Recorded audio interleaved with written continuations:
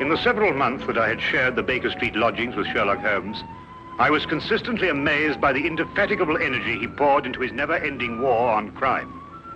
But my physician's eye could see the strain that perhaps another wouldn't have noticed. Thus it was one morning that I prevailed upon him to join me for a day in the country. All seemed tranquil at first, but I was to learn, as I did in later years, that when Sherlock Holmes did not seek trouble, it often sought him.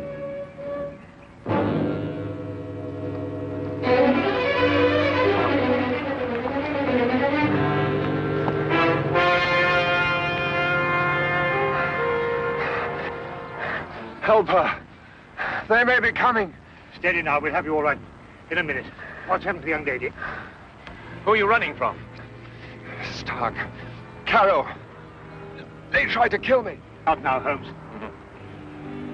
Perhaps we'd better get them to London, eh? I very thought.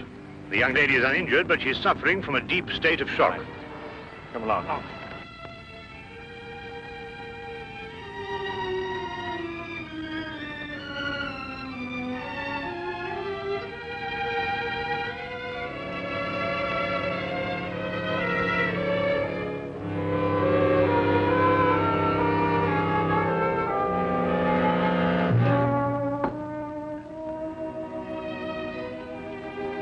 Just drink this, will you?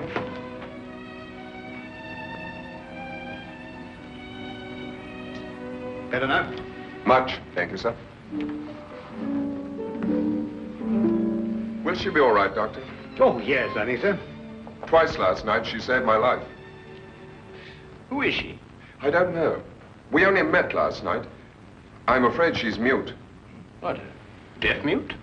No, she hears and understands perfectly. How did you meet her? Well, it all started yesterday afternoon. Seems an eternity since then. I was in my office, facing the realities of my professional situation. I suppose that everyone finds his first venture into independent business to be a dreary experience. After a year of it, I'd about decided to admit failure and seek employment with some recognized firm. It was at that point that I received a client. Mr. Hatherley? His name was Colonel Lysander Stark. Had I known then what horror he was bringing into my life, I would have strangled him right then and there. Frankly, Mr. Hatherley, the commission I have come here to offer you deals with a matter of extreme secrecy. I have gone to some lengths to acquaint myself with both your professional and your personal qualifications. Personal qualifications, sir? Yes. I know you to be an efficient hydraulic engineer, but also that you are a bachelor, an orphan, and that you reside here alone in London.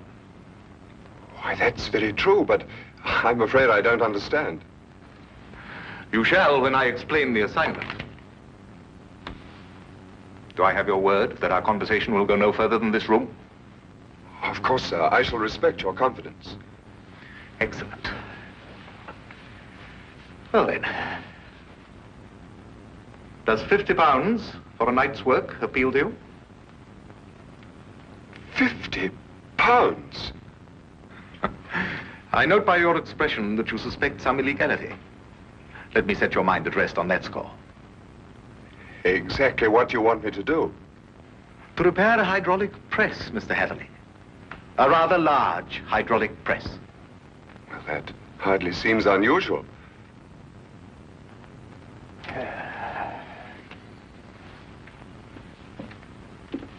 For some years, I have owned a small place in the country just outside London. Recently, it has come to my attention that the land contains a vein of something commonly called fuller's earth. I trust you are familiar with the term. But ore is dug out of the earth. Why should you need an hydraulic press? I'm a businessman, Mr. Hatherley. Undoubtedly, the land surrounding mine contains more of such wealth. I hope to use the income from my own discovery to purchase my neighbor's land cheaply before he discovers its hidden wealth. I see. If my neighbor were to suspect what wealth he treads on daily, he would never sell at any price. It's quite clear now. You use the press to mold the dug earth into some innocent form so that you can dispose of it without suspicion. Precisely. Very ingenious. There's a fortune down there.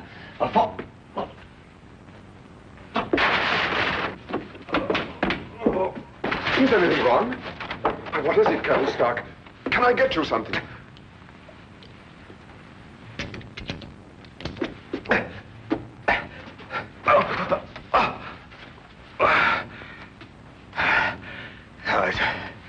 It's all right. My heart. I oughtn't to get too excited.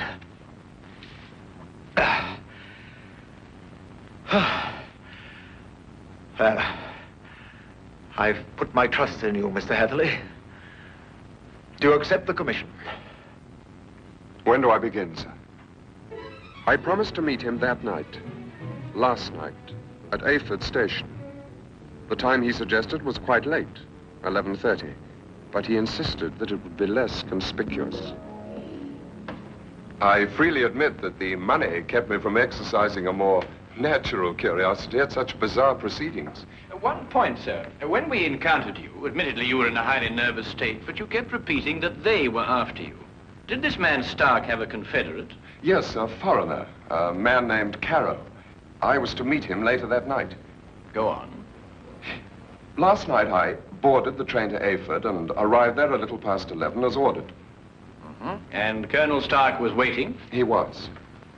We drove for almost an hour, and then we stopped suddenly, and he almost pulled me into a darkened house. Stark muttered under his breath as he fumbled to strike a match, but suddenly a light appeared at the top of the stairs.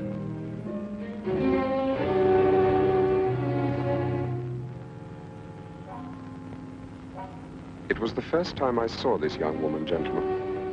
Even in the poor light, beauty and fear were sharp in her face.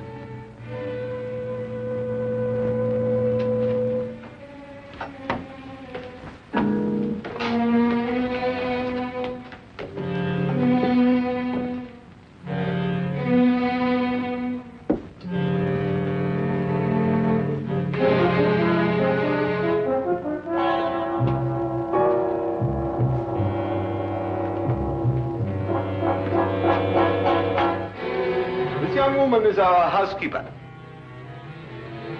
How do you do, miss? She cannot answer you, I'm afraid.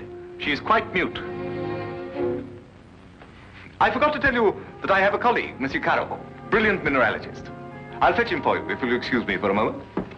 By all means.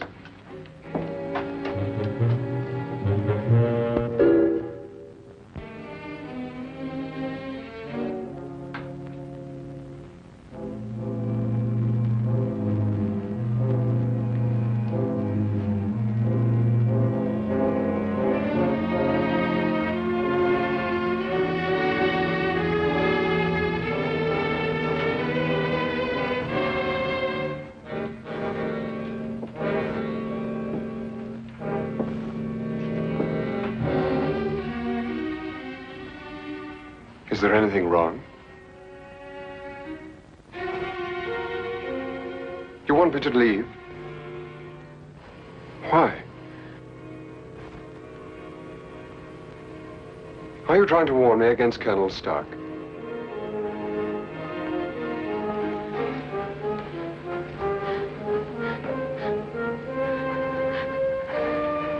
But why should I fear Colonel Stark? I only met him this afternoon.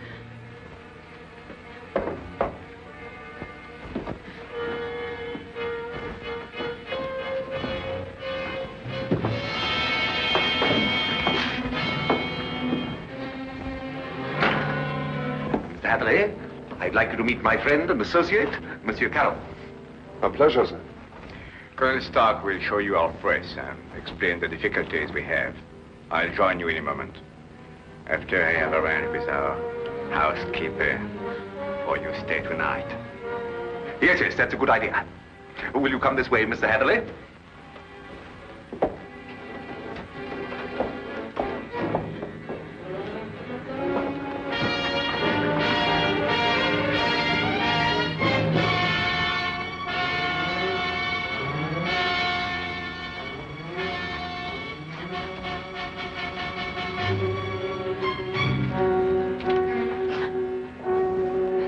I thought you have learned better, my dear. Perhaps I'll have to send you back to school.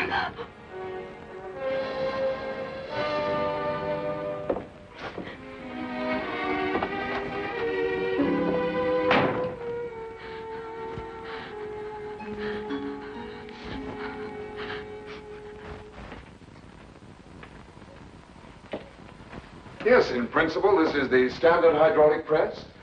Though I must say I've seen few as large. Indeed. And so it does the work of 4 ordinary presses. I think I told you that time is my greatest foe.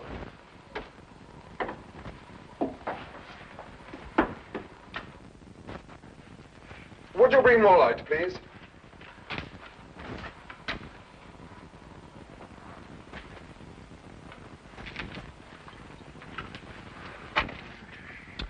Wood. Concrete would have given you more support. Are these walls reinforced from the outside? Ah, Bruno. I was just about to explain to Mr. Hatherley that all the walls except the one he is examining are reinforced. However, There's no trouble with the walls. It's in the machinery. You'll hear it. Good. Just wanted to check up first.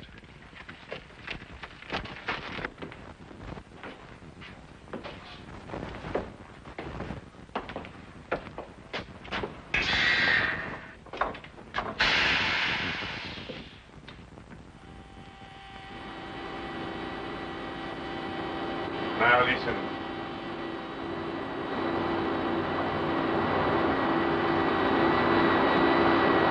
Know what it is? One of the cylinders is leaking fluid, cutting down your power. Turn it off and we'll have a look at the driving rods.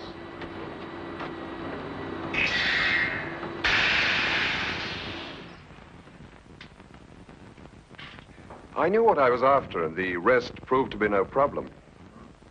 Of course. You knew by then the true purpose of the press. Not quite. Although I was sure it was not for making dirt brick molds. Much too large for that. But they'd lied to me so blatantly, I thought it best not to call them on it right off. Well, what were they using the press for? Fairly obvious. They are counterfeiters. They use the press to form the amalgam that takes the place of silver. So I learned during the night. It was naive of me to assume that everyone but myself was asleep, but I did.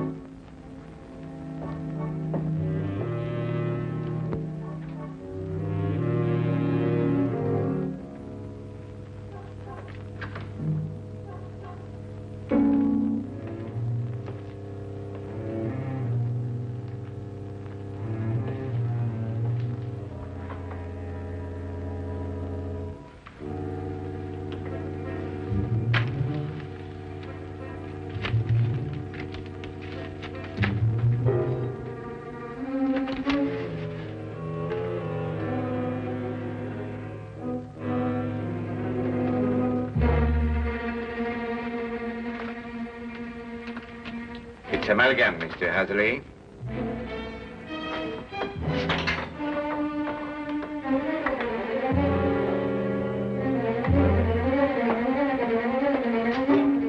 Carol, open up! Let me out of here, Carol!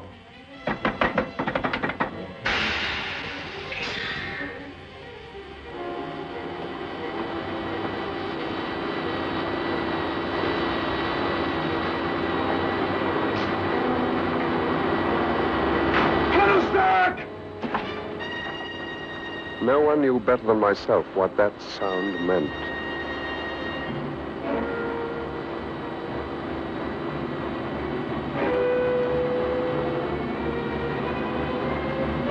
Caro had started the press. Within minutes, that cold ceiling would be down with a force capable of grinding me to a shapeless pulp. And there was no way in the world I could stop it.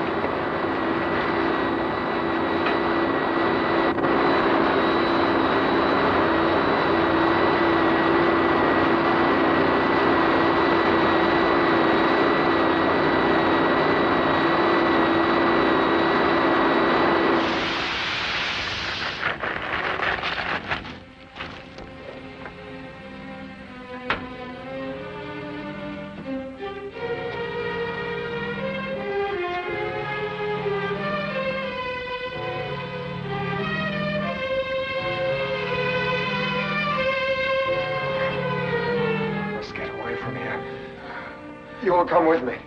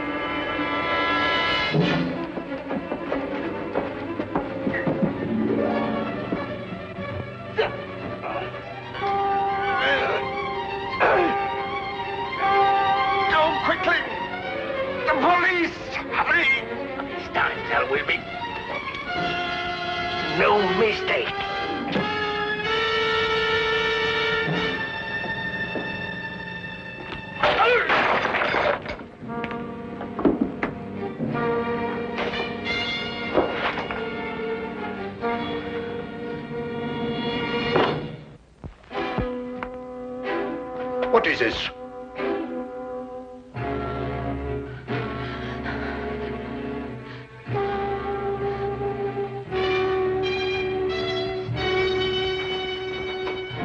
What's happened here? Bruno!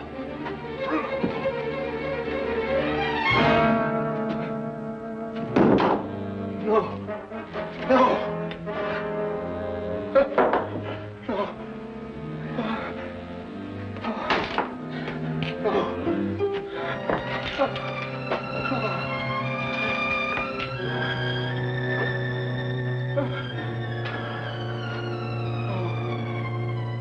And that's almost the last lucid recollection I have. I remember carrying her outside and plunging ahead into the darkness. Then you have no memory of going through the woods? Almost none. The next thing I remember, you and Dr. Watson were bending over me. Are you all right? She screamed. Did you hear her? Yes, quite clearly.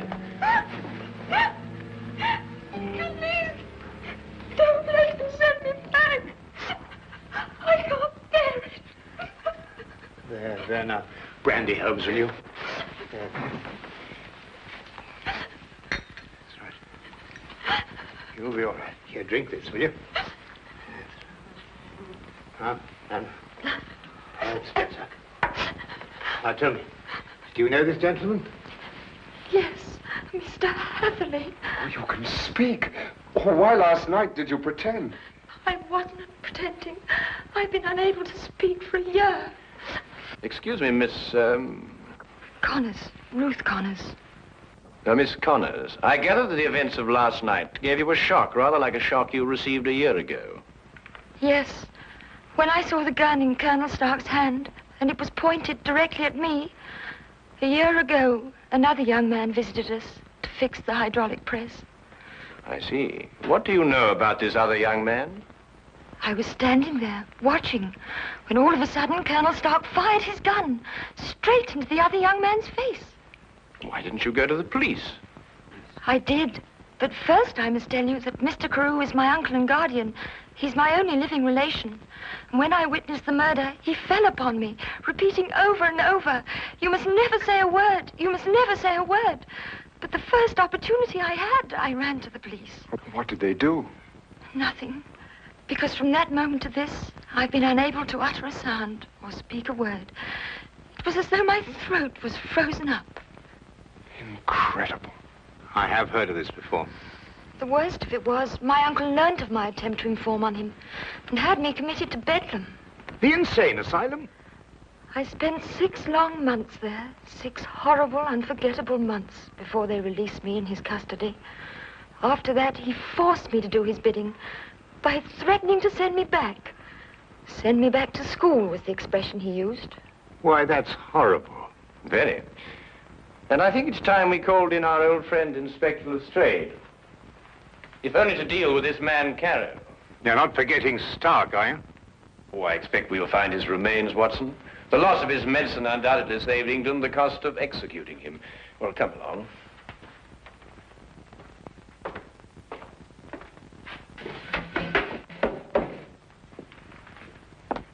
Now that young Mr. Heatherly tells us about neglecting the candle while he made his escape, I can place the blame for the fire.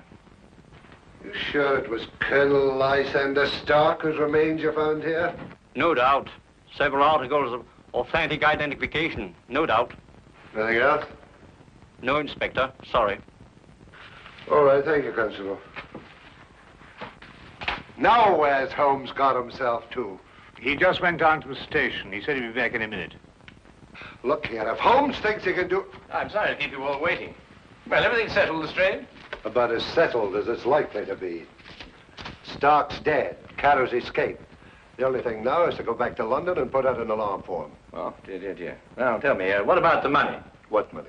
Well, you know, the money they were making, the counterfeit. Have you found any? Well, no. Oh, I suppose Carter took it with him. Well, a man would have to be pretty desperate indeed to even bother with real money, let alone counterfeit. What are you suggesting, Holmes? Miss Connors, the only carriage used here is the carriage that Mr. Heatherly rode in. Is that right? Why, yes, I think so. I see. And that carriage has been in the livery stable since last night. Thanks to an obliging constable, I found one of Mr. Carrer's footprints. But there was no trail of similar prints leading away from the house. Mark you, I didn't imagine that he would try and make his escape on foot. How did he get away then? He didn't, my dear fellow. He's still in this house, hiding somewhere. What? Mr. Holmes, there's a cellar where... I examined that cellar myself. No, I mean the special cave they dug under the house to hide the money. And there must be an entrance from the house itself. Well, I wasn't permitted to know exactly where, but I'm sure it was in this room somewhere. Thank you. Well, let's try and see, shall we? I beg your pardon.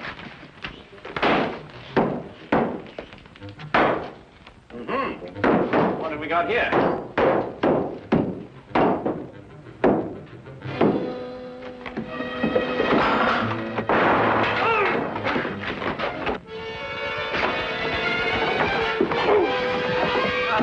Very neat, Watson. Oh, there wasn't anything to it. Now then, what have we got here? Oh, just nicked me, Doctor. Nothing serious. Well, we'll have a look at it anyway. Hold on. Some of you may lend a hand in here. That's that. I don't believe you'll have any more trouble with Mr. Carew. This has been a nasty business all round. I've lost my £50 fee, been roughed up, but it could have been worse, I suppose. A good deal worse, my friend. For example, I believe this is yours. Mine. Yes. What is it? Your shoe, I believe. I recovered it from the press. Yes, it makes one think, doesn't it? Well, Watson, you were quite right. A day in the country can be quite relaxing.